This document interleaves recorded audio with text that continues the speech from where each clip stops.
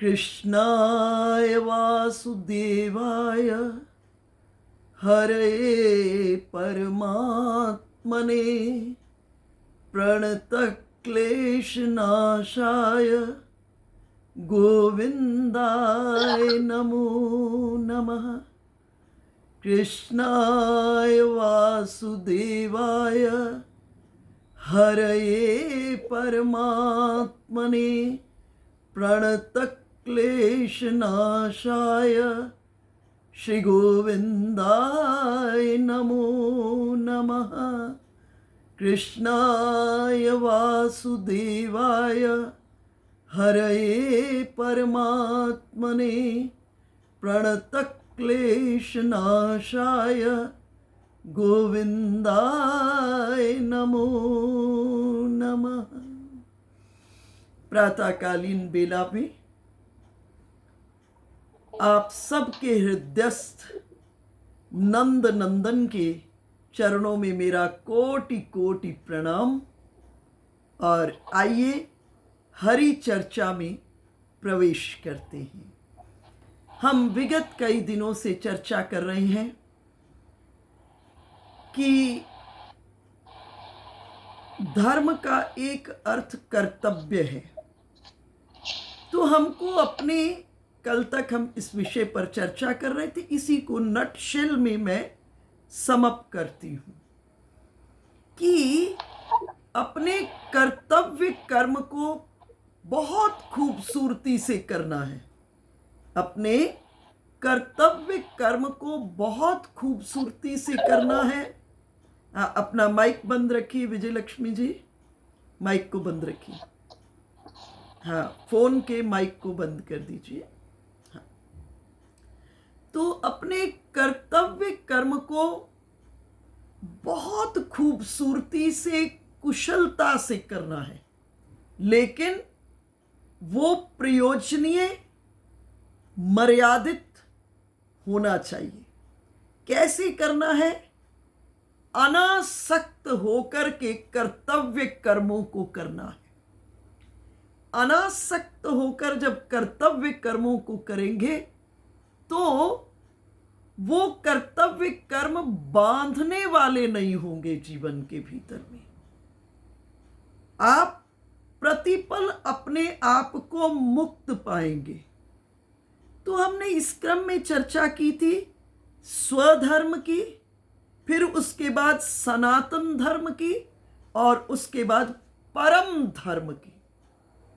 सनातन धर्म का अर्थ है जो था, जो है, जो सदा रहेगा, जिसका न आदि है और जिसका न अंत है। और सनातन धर्म ने जिस नियमावली को हमारे उत्तरोत्तर विकास के लिए आदेश किया है, उसका पालन करना है। और उसको पालन करने से क्या होगा?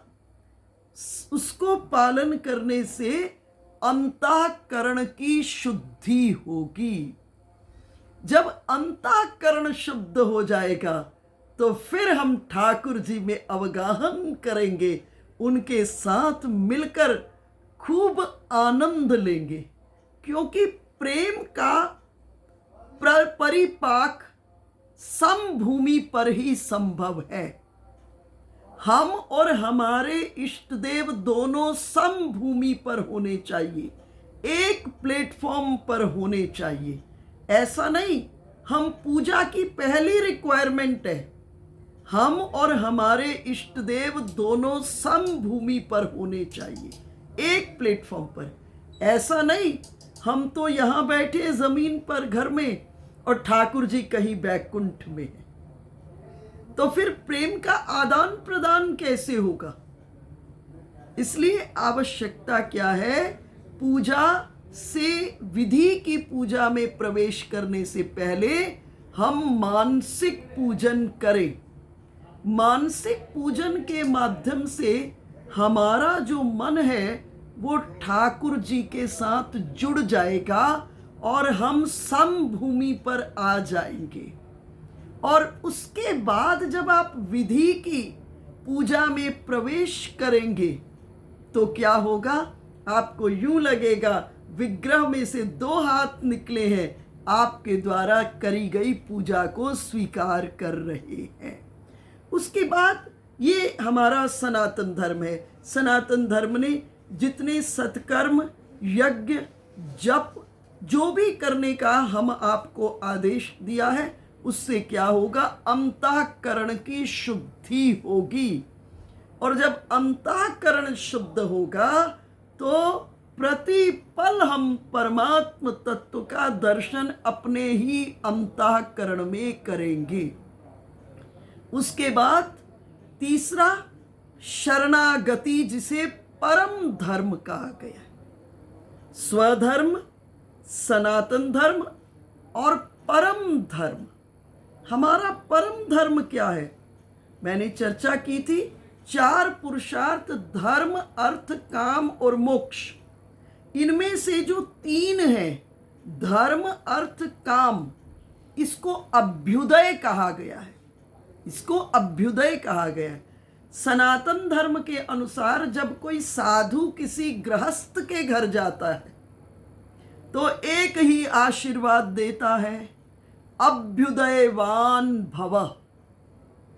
अभ्युदयवान भव अर्थात तुम्हारे जीवन में कोई माइनस नहीं हो, तुम्हें सब सुख मिले, तुम्हारे जीवन में कोई अभाव नहीं हो, तुम्हें सब सुख मिले।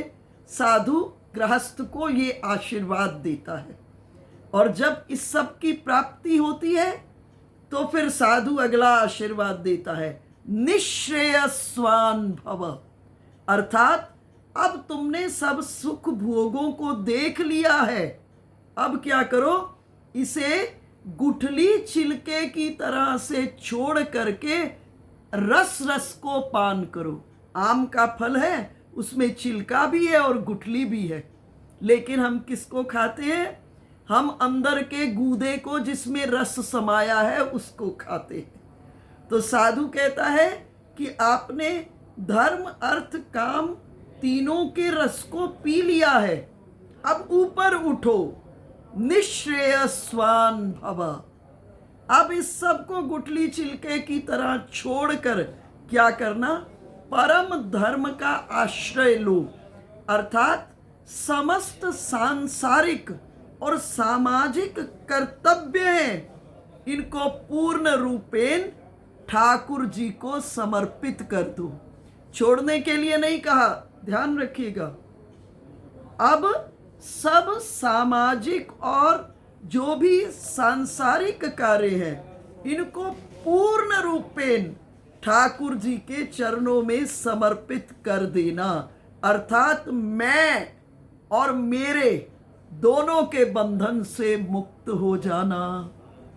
मैं और मेरे दोनों के बंधन से जीवन के भीतर में मुक्त होकर के मैं और मेरा दोनों को किसके साथ जोड़ देना, मैं और मेरा दोनों को ठाकुर जी के साथ जोड़ देना।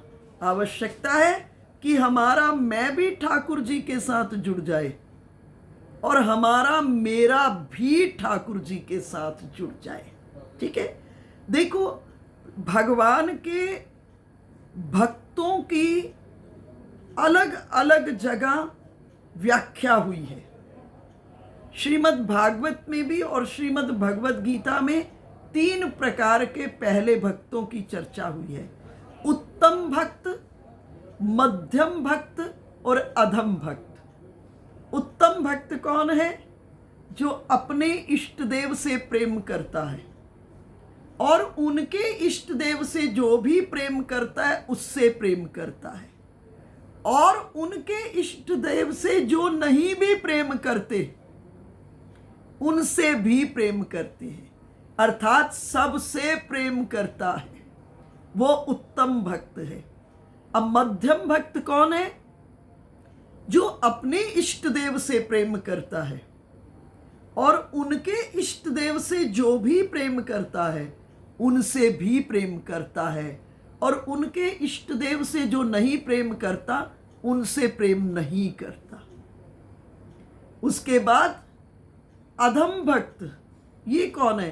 बोले जो अपने इष्ट देव से तो प्रेम करता है, लेकिन उनके इष्ट देव से जो प्रेम करता है उससे प्रेम नहीं करता, और उनके इष्ट देव से जो नहीं प्रेम करता उससे तो उसका प्रेम करने का सवाल ही नहीं उठता। तो हम कौन बने? उत्तम भक्त बने, अर्थात सबसे हमारे भीतर में मैत्री भाव हो। मैं चर्चा करूंगी आगे कि श्रीमद् भगवद गीता के 12वें अध्याय में भगवान अपने भक्त के अंदर कौन से गुण होने चाहिए उसका वर्णन कर रहे हैं, और कुल मिला के 38 से 39 गुणों का वर्णन कर रहे हैं।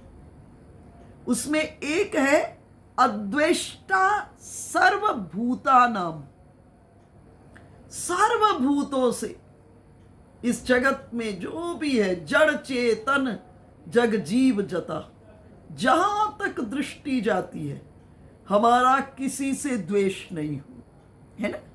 देखो, जब हम संसार में पढ़ते हैं हमारे स्वार्थ में, पहला चीज हमारे स्वार्थ में, और दूसरा हमारे अहंकार को जब चोट लगती है तो उस समय हमारे भीतर में कई चीजें पैदा हो जाती हैं। ये भी बड़ा खेत है शरीर, इसमें बहुत कुछ पैदा होता है।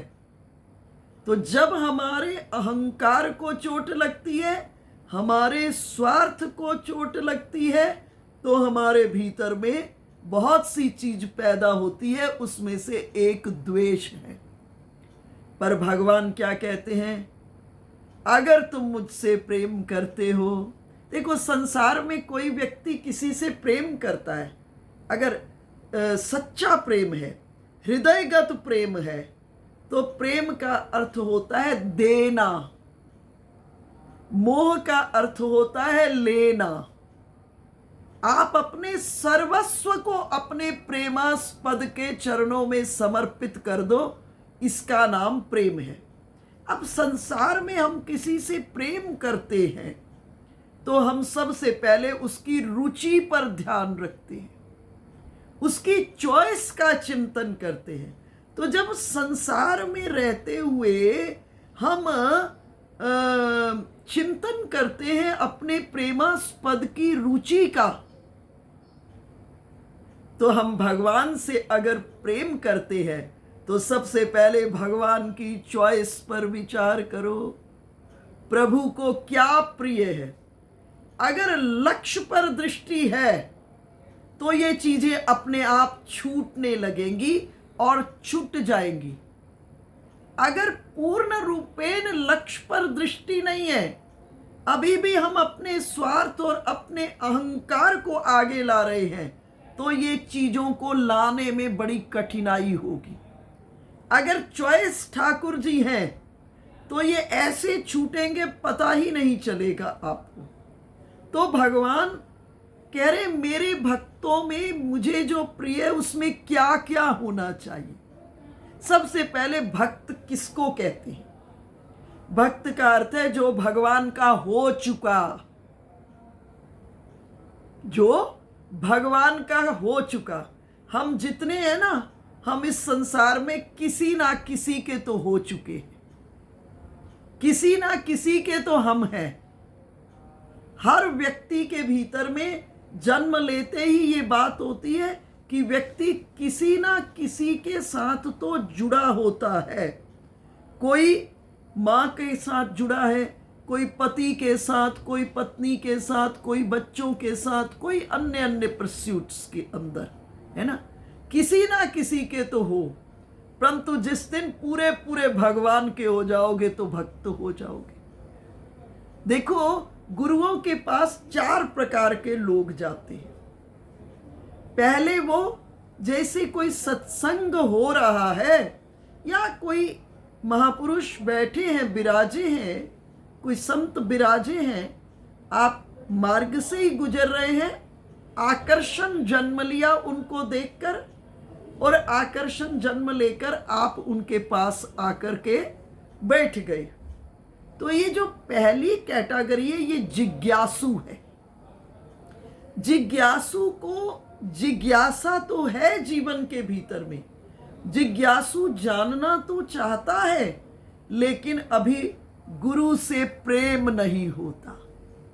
सिर्फ जिज्ञासा है, गुरु से प्रेम नहीं होता है पूरा पूरा। और जब ये जिज्ञासु गुरु के द्वार पर टिकता है, टिक जाता है गुरु के द्वार पर, तो ये विद्यार्थी बनता है। विद्यार्थी के अंतःकरण में विद्या और ज्ञान को प्राप्त करने की तो तीव्र इच्छा होती है, लेकिन अभी गुरु के चरणों में पूरा पूरा प्रेम नहीं होता।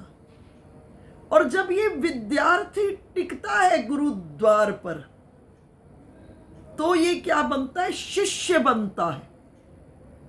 जब ये विद्यार्थी गुरु के दरवाजे पर टिकता है, तो ये शिष्य बनता है। शिष्य का अर्थ होता है सीखने योग्य। गुरु कभी मेरा शिष्य नहीं बनाते, गुरु केवल शिष्य बनाते हैं। और शिष्य का अर्थ होता है कि सीखने योग्य। गुरु कहते हैं मैं तुम्हें आंख दे रहा हूं, अब तुझे प्रकृति का कण कण सिखाएगा, प्रकृति का कण कण तुम्हें सिखाएगा। और जब शिष्य गुरु के दरवाजे पर टिकता है, तो वो भक्त बनता है। भक्त का अर्थ है जो मिट चुका। शिष्य, उसकी गुरु के प्रति प्रीति होती है ना। और जब गुरु के प्रति प्रीति होती है तो समर्पण जन्म लेता है। और जब समर्पण जन्म लेता है तो ये जितना व्यर्थ है सब मिट जाता है। भक्त का अर्थ है जो मिट चुका। देखो भागवत कौन है, भक्त कौन है, भागवत कौन है? बोले जो भगवान का हो चुका। हमारे ब्रज के भीतर में होली प्रारंभ हो जाती है बसंत से। होली का उत्सव बसंत से प्रारंभ होता है। और बसंत का अर्थ क्या है? बस एक में अंत। बस एक में अंत। बसंत ऋतु के प्रथम दिन में, पंचमी के दिन में गोपियां श्याम सुंदर को रंग लगाती हैं और अपने को संकल्प में बांधती हैं कि अब तक जीवन में अनेकों रंग थे, लेकिन आज हम सब रंगों को आपके चरणों में समर्पित कर रही हैं। सभी की सभी कामनाओं को, सभी की सभी वासनाओं को, सर्वस्व का संबंध आपके साथ बांध रही है, आपके साथ बांध रही है। इसीलिए श्रीमद् भगवद गीता में भगवान ने एक बहुत बड़ा उद्घोष किया है। भगवान ने कहा मन मना भव, मन मना भव मद भक्तो मद्याजी माम नमस्कुरु मामे वैश्यसि सत्यम ते प्रति जाने प्रियोसी में। बड़ी अद्भुत घोषणा। और ये श्रीमद् भगवद गीता के 18वें अध्याय के 65वें श्लोक में की है। अंत में भगवान इस बात को कह रहे हैं, क्या कह रहे हैं? मन मना भव, तुम मुझ में मन लगाने वाला बन, तुम मुझ में मन लगाने वाला बन, मन मना भव। फिर क्या कहा? मद भक्तो, मेरा भक्त बनो, मेरे आराधक बनो। और मद्याजी माम नमस्कुरु, मुझे नमस्कार करो। क्यों करो? बोले मामे वैश्यसि सत्यम ते, बोले ऐसा करने से तुम मुझे ही प्राप्त होगे, ऐसा करने से तुम मुझे ही प्राप्त होगे। और इसे सत्य जानो, इसे सत्य जानो। क्यों? क्योंकि तुम मेरे प्रिय हो, क्योंकि हम भगवान के अंश हैं। शाश्वत शांति, शाश्वत आनंद, शाश्वत रस तभी मिलेगा जब हम पूर्ण रूपेण ठाकुर जी के बन जाएंगे। पूर्ण रूपेण। तो भक्त कौन है? भक्त वो है जो भगवान का हो चुका। देखो, इस संसार के भीतर में बंधन दो का है। एक मैं का बंधन है और एक मेरे का बंधन है। ठीक है। देखो, दो प्रकार के भक्त। एक है जो कहता है मैं भगवान का हूं, और दूसरा भक्त कहता है भगवान मेरे हैं। दोनों में अंतर है। एक कहता है मैं भगवान का हूं। ये भक्त कौन है? इसको भगवान पर पूरा विश्वास है, मैं भगवान का हूं, है ना। और इसने क्या कह दिया? राजी है हम उसी में जिसमें तेरी रजा है, यहां यूं भी वाह वाह है, वहां वो भी वाह वाह है। ठीक है। और दूसरा भक्त कौन है? भगवान मेरे हैं। और ये जो दूसरी कैटेगरी का भक्त है ना, भगवान मेरे हैं, ये भगवान पर भी हुक्म चला देते हैं, है ना। ताही अहीर की छोहरियां, छछिया बर छाछ पे नाच नचावे। गोपियां जो हैं त्रिभुवन के ठाकुर को थोड़े थोड़े माखन का लोभ दे करके नचा देती है। जिनको, जो ब्रह्मा विष्णु और शंभू को नचाने वाले हैं, उनको कौन नचा देती हैं? गोपियां नचा देती हैं। क्योंकि गोपियां कहती हैं श्री कृष्ण मेरे हैं। जिस समय भगवान का अवतार हुआ तो भगवान के अवतार के कई कारण गिनाए जाते। रामा अवतार हुआ तो कारण गिनाया गया, विप्रधेनु सुर संत हित लिए लिन्न मनुज अवतार। भगवान का अवतार किसके लिए हुआ? विप्र के लिए, ब्राह्मण के लिए, धेनु गाय के लिए हुआ, सुर देवताओं के लिए हुआ और संतों के लिए हुआ। इसी तरह जब श्री कृष्ण का अवतार हुआ तो अनेक कारण गिनाए। गोपियां आगे आकर खड़ी हो गई। गोपियों ने कहा श्री कृष्ण का अवतार किसी के लिए नहीं हुआ, श्री कृष्ण का अवतार हमारे लिए हुआ है। तो दो प्रकार के भक्त। एक भक्त वो है जो कहते हैं मैं भगवान का हूं। एक छोटा सा दृष्टांत श्रवण करे। जगन्नाथपुरी के भीतर में, ये सच्ची घटना सुना रही हूं। जगन्नाथपुरी में एक कुष्ठ रोगी, शरीर में बहुत कुष्ठ, और 12 बरस तक निरंतर रोज बिन नागा भगवान जगन्नाथ का दर्शन करने जाते। और जब भगवान जगन्नाथ का दर्शन करने जाते तो उनको यूं लगता कि जब वो दर्शन करते तो भगवान ने अपना मुंह फेर लिया है। और 12 बरस में एक दिन भी उन्होंने भगवान से शिकायत नहीं की, अपने दुख की, अपने कष्ट की शिकायत एक दिन भी नहीं की। और इधर 12 बरस बीत गए। जब भगवान का दर्शन करते लगता कि भगवान ने मुंह फेर लिया है। ये क्रम 12 बरस तक चला और कभी भगवान से याचना नहीं की कि प्रभु शरीर में बहुत कष्ट है।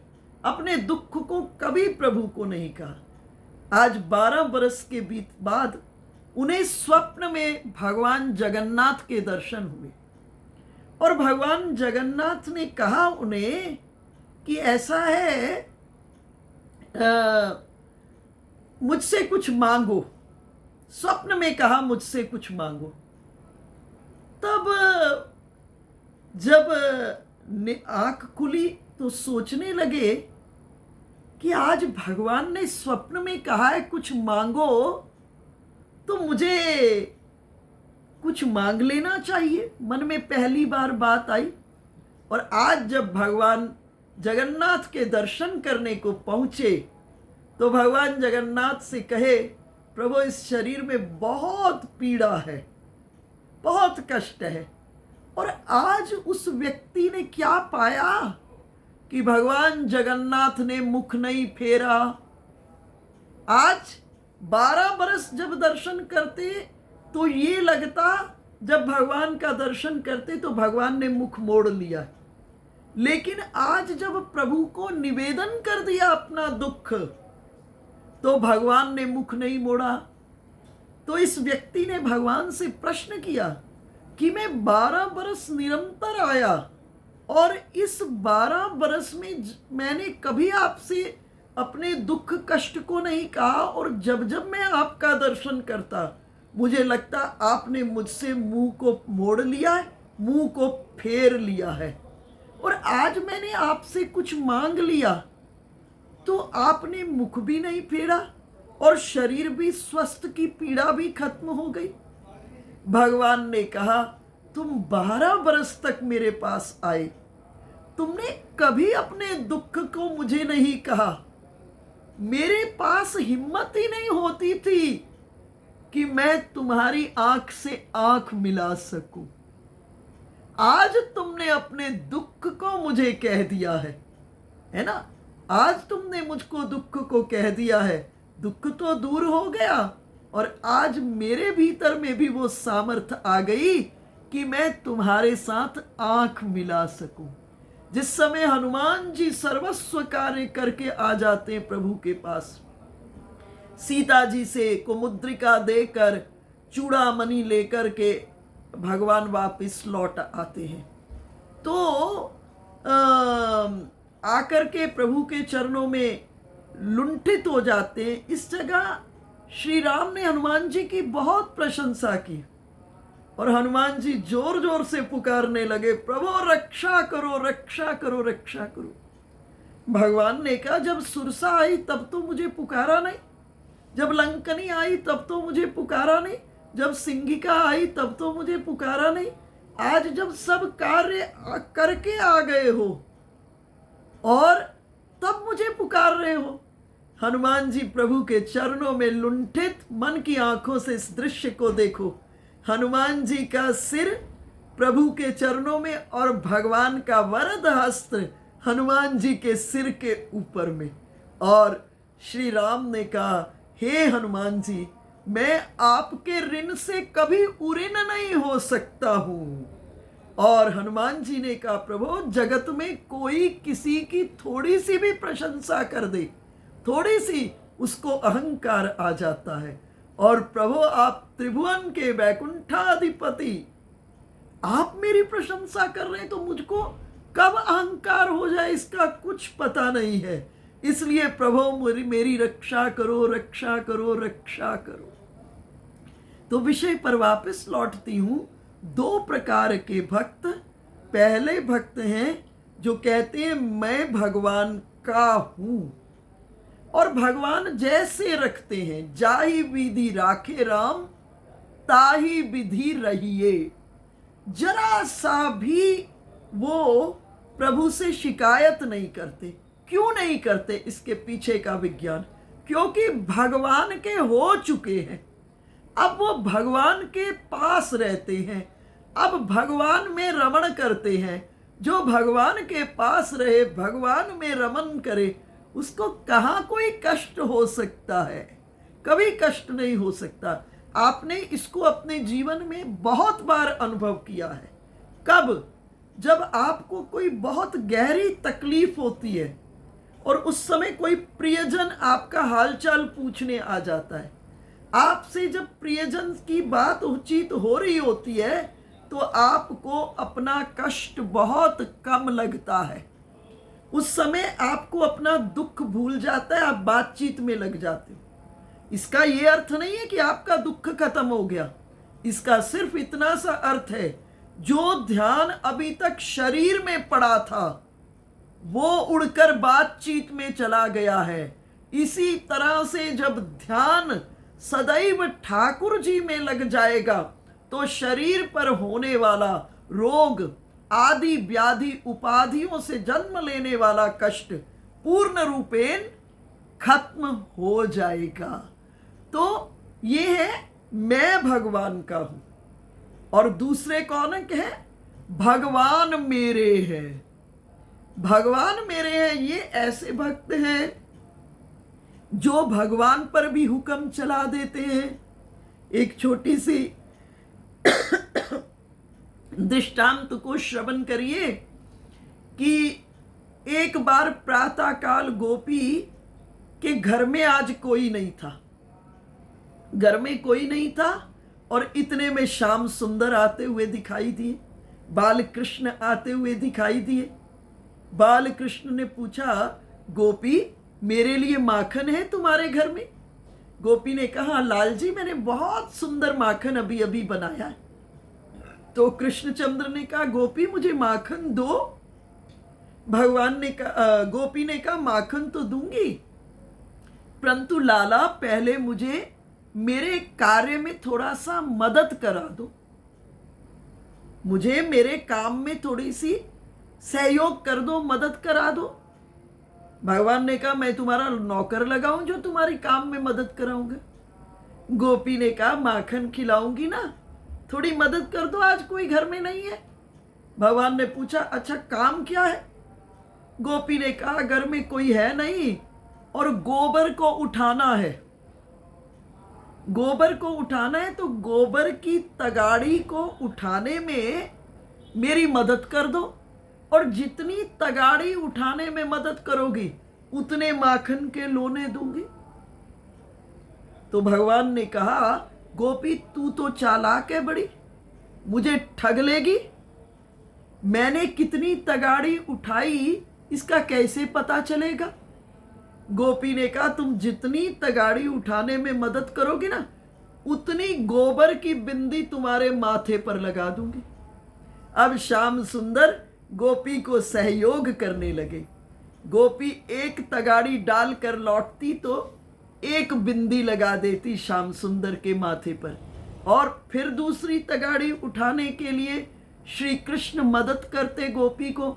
इधर गोपी तगाड़ी डालने के लिए गई, श्याम सुंदर ने दो बिंदी अपने आप लगा ली, और इस प्रकार से श्याम सुंदर का जो मुख था वो गोबर की बिंदियों से सुसज्जित हो गया, और ये गोबर भी श्याम सुंदर का स्पर्श पाकर मणियों की तरह से दीप्यमान हो रहा है। और जब सब गोबर उठ गया, अब कृष्णचंद्र गोपी को कहे, माखन दो।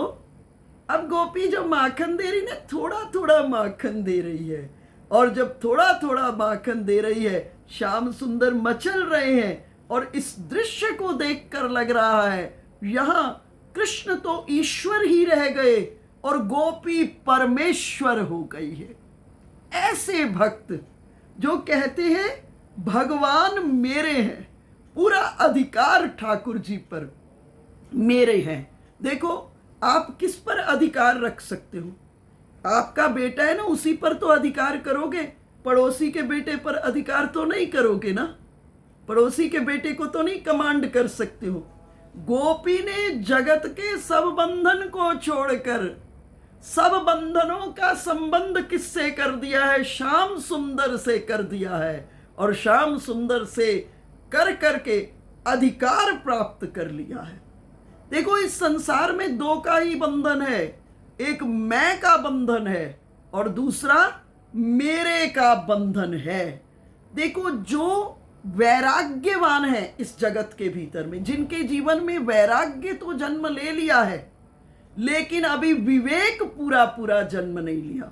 वैराग्य तो जन्म ले लिया है लेकिन विवेक नहीं जन्म लिया है। विवेक शून्य है जो, उनमें मैं का बंधन होता है। वैराग्य तो जन्म ले लिया है लेकिन अभी विवेक नहीं जन्म लिया है, और विवेक पूरा पूरा न होने के कारण उनके भीतर में मैं का बंधन होता है, अर्थात अहंकार होता है। कई बार ज्ञान का अहंकार बड़ा भारी हो जाता है व्यक्ति को। कई बार वैराग्य तो हो गया, एक व्यक्ति एक संत जी के पास आए और संत जी के पास आकर बोले कि मैं 10 लाख रुपए पर लात मारकर, ओ बहुत पुरानी जमाने की बात कर रही हूँ, आज तो 10 लाख की कौड़ी कीमत नहीं, वो उस जमाने में 10 लाख रुपए पर लात मार करके आ गया हूं। और संत जी ने कहा, तुमने लात नहीं मारी, लात तो तुम्हारी वहीं पर पड़ी है, तुम आ गए हो। लात तो अभी भी रुपयों पर पड़ी हुई है, तुम आ गए हो यहां पर। अर्थात आसक्ति अभी भी तुम्हारी वहीं पड़ी है, उसको छोड़ने। वैराग्य तो आसक्ति नहीं, वैराग्य तो हुआ तुम्हें, परिस्थिति जन्य वैराग्य हुआ तुम्हारे जीवन में, लेकिन विवेक नहीं हुआ। और विवेक नहीं होने के कारण तुम्हारे भीतर में अहंकार हो गया। और दूसरा बंधन किसका होता है? मेरे का होता है। मेरे का बंधन किसमें है? जिनके जीवन में अभी वैराग्य नहीं हुआ है, जिनके जीवन में वैराग्य हो गया लेकिन विवेक नहीं हुआ, उनके जीवन में मैं का बंधन होता है। और जिनके जीवन के भीतर में अभी वैराग्य ही नहीं हुआ है, उनके भीतर में मेरे का बंधन होता है। मेरे का बंधन अर्थात आसक्ति की रस्सी से जगत से बंधे हुए हैं। अब क्या करो? मैं और मेरे दोनों को ठाकुर जी के साथ बांध दो। और जैसे मैं और मेरा दोनों ठाकुर जी के साथ बंध जाएंगे, तो संसार में जो मेरापन है उसको भगवान का बना दो। कहो ये मेरा नहीं है, ये किसका है? भगवान का है। भरतलाल जी के पास इतनी बड़ी अयोध्या, और इतनी बड़ी अयोध्या में भरतलाल जी कैसे रहते हैं? कैसे रहते हैं?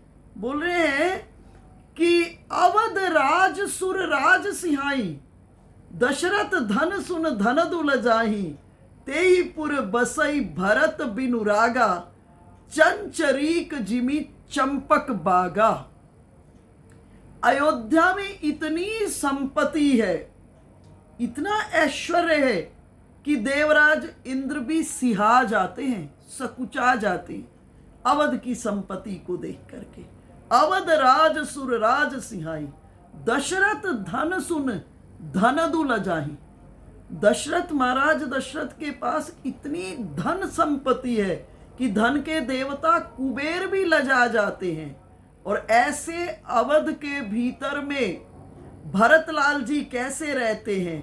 तेही पुर बसऊ भरत बिनु रागा, बिना राग के अर्थात बिना आसक्ति के, चंचरीक जिमी चंपक बागा। जैसे भौरा चंपा के बाग के भीतर में रहता है। भौरा चंपा के बाग में तो रहता है, लेकिन चंपा के फूल पर नहीं बैठता। चंपा के बाग में भौरा होता है और चंपा के फूल पर भौरा नहीं बैठता है।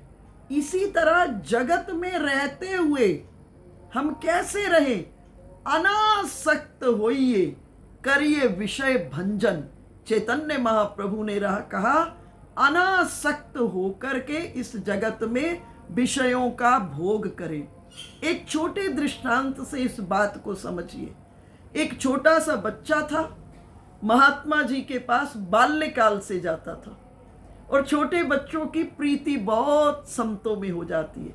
मुझे अपना बाल्यकाल याद है, मैं कोई संत को देखती थी, भगवा रंग पहना होना चाहिए, मुझे खींच लेता था अपनी ओर। ऐसी वृत्ति थी बाल्यकाल के भीतर में।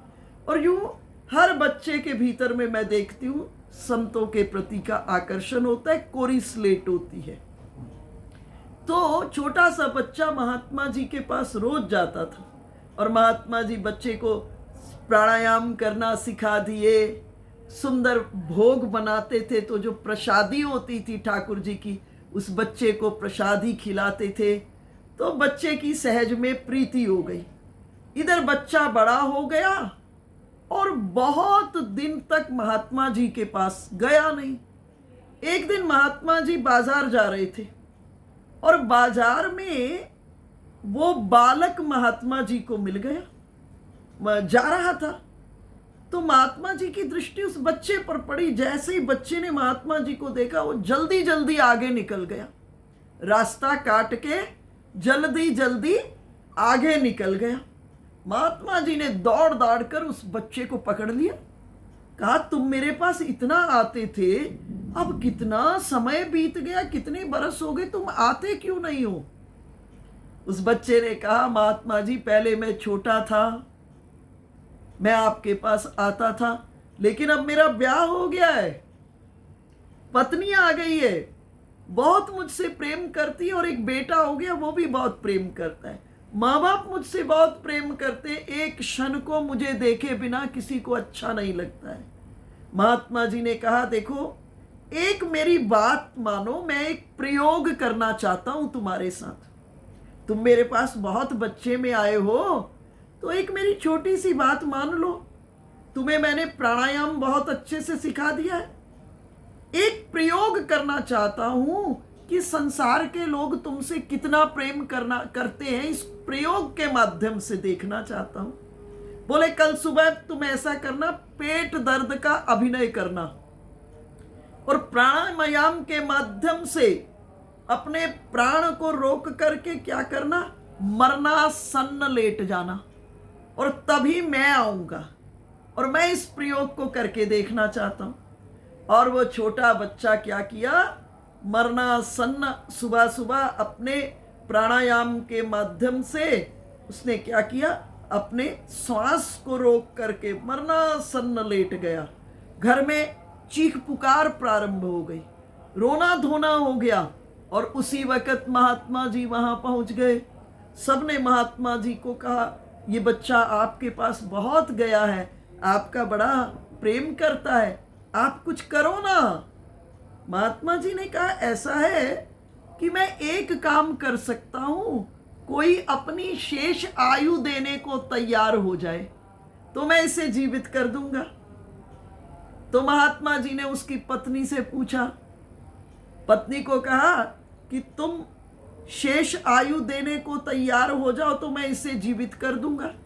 पत्नी ने कहा, महात्मा जी देख नहीं रहे हो, बच्चा इतना छोटा है, ये कैसे अपने जीवन को, इसका पालन पोषण कैसे होगा, कैसे पालन पोषण होगा।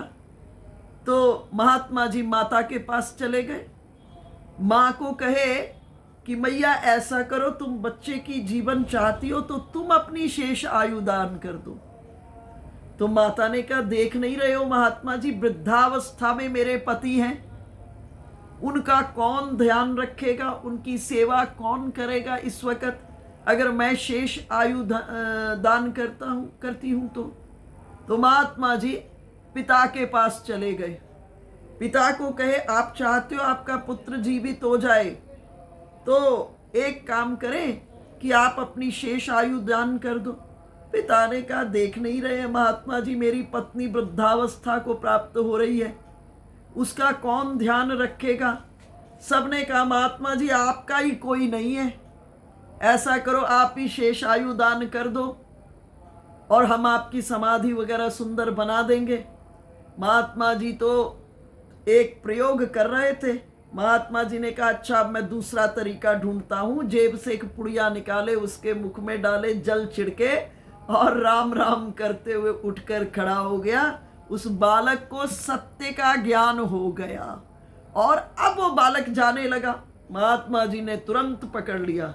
महात्मा जी ने कहा कि मैं तुम्हें जाने के लिए इस दृश्य को, इस लीला को नहीं करके दिखाया, मैं तुम्हें इसलिए इस प्रयोग को करके दिखाया हूं कि संसार में रहो, कर्तव्य कर्मों को खूबसूरती से करो, लेकिन हो किसके जाओ, पूरे पूरे ठाकुर जी के हो जाओ।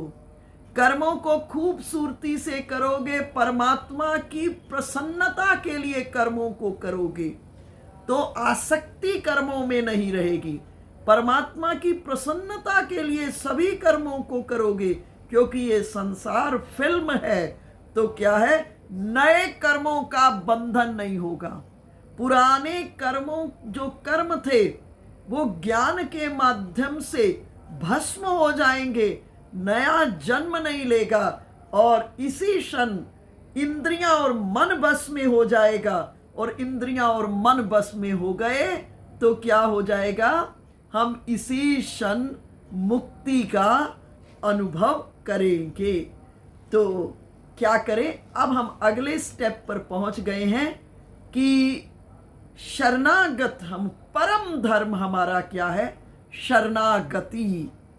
पर शरणागति का अर्थ ये नहीं है कि आप सब कुछ छोड़ दें, नहीं, सब कुछ करते हुए हो किसके जाना, ठाकुर जी के। समस्त सांसारिक कार्यों को, सामाजिक कार्यों को किसको समर्पित कर देना, प्रभु को। अब कर्म तो होगा, लेकिन कर्म किसके लिए होंगे, ठाकुर जी की प्रसन्नता के लिए कर्म होंगे। इसलिए भगवान ने कहा मन मना भव, तुम मेरे बन जाओ, मन मना भव। मद भक्ता, मेरे भक्त बनो। मद्याजी, मेरे आराधक बनो। माम नमस्कुरु, मुझे नमस्कार करो। और मैं तुम्हें कह रहा हूं कि ऐसा करने से तुम मुझे ही प्राप्त होगे। मेरे वचन को सत्य मानो, सत्य मानो और सत्य मानो। तो इसी के साथ विषय को हम विश्राम देते हैं। आप सबके मंगल की कामना करते हैं। आप इन सूत्रों को जीवन में धारण करें और धारण करते हुए सांसारिक कर्तव्यों का पालन करते हुए अपने कर्तव्यों को खूबसूरती से करते हुए चिंतन परमात्मा की प्रसन्नार्थ। परमात्मा ने आज किसी कर्म में हम इन्वॉल्व हैं, इसका निश्चित अर्थ है, निश्चित अर्थ है कि पूर्व जन्म के कोई कारण के कारण हम मिले हैं। इस जगत में हम सब ऋण बंधु हैं, ऋण बंधु हैं।